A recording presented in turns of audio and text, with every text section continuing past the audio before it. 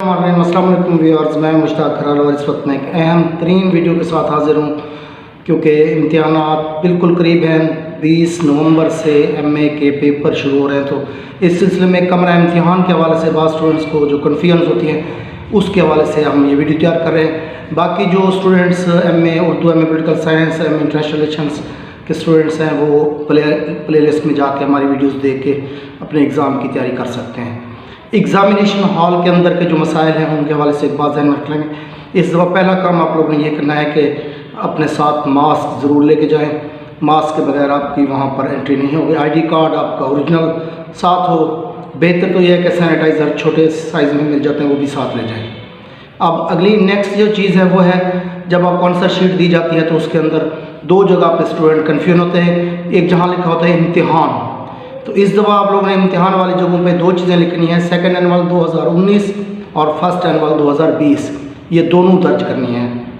जहाँ पे लिखा होगा इम्तिहान, सप्ली के स्टूडेंट चाहें तो वो अपना सिर्फ सेकंड एनुअल 2019 लिख लें, लेकिन अगर जो स्टूडेंट फर्स्ट टाइम पहली दफ़ा पे ऐड हो रहे हैं तो वो सेकंड एनुअल 2019 और फर्स्ट एनुअल 2020 दोनों लिखेंगे।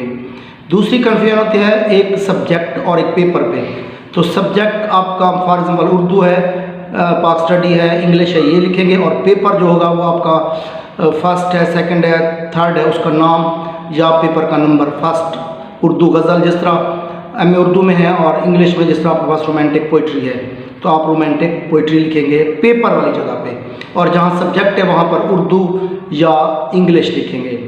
नेक्स्ट चीज़ ये है कि स्टूडेंट्स भी पूछ रहे हैं कि आप हेडिंग्स डालनी चाहिए नहीं डालनी चाहिए। याद रख लें कि एमए के लेवल पे आप लोगों को हेडिंग नहीं डालनी चाहिए। आप पैराग्राफ की सूरत में लिखें, और मिनिमम आप 5 से 6 पैराग्राफ आपके हर क्वेश्चन में लाजमी बनने चाहिए।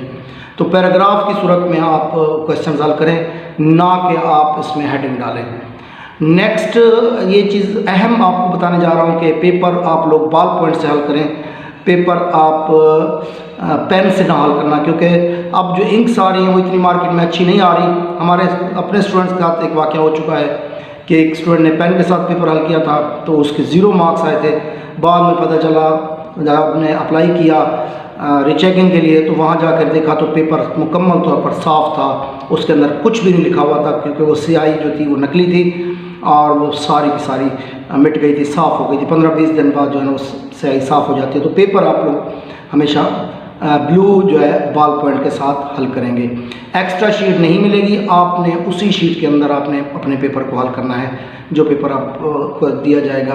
तो एहतियात के साथ ये ख्याल करना है कि क्वेश्चन जो है वो तरतीब वाइज, जो क्वेश्चन कंपलसरी दिया गया हो उसको आपने हर सूरत में अटैम्प्ट करना है, और बाकी में से फिर ऑप्शन ढूंढ लेना है। बाद स्टूडेंट को कंपलसरी को छोड़ के बाकी क्वेश्चन की तरफ ज़्यादा जोर देते हैं, तो इस तरह नहीं करना। आपने पहला क्वेश्चन आपका शॉर्ट क्वेश्चन वाला कंपलसरी होगा, और एमए उर्दू के बाज़ पेपर्स में और एमए इंग्लिश के 1-2 पेपर्स के अंदर एक और क्वेश्चन भी कंपलसरी होता है, वो भी आपने हर सूरत में अटैम्प्ट करना होता है। बाकी में से फिर आपने ऑप्शन ढूंढ लेना होता है। इसके अलावा अगर आपके कोई क्वेश्चन है आप इनबॉक्स में बताएं, इंशाल्लाह कल तक आपको नेक्स्ट वीडियो भी आपके अपलोड कर दी जाएगी, ताकि एग्ज़ाम के हवाले से आपके जो भी मसाइल हैं फौरी तौर पर उनका एड्रेस किया जाए। तो अपना और दोस्तों का बहुत ख्याल रखें। वस्सलाम।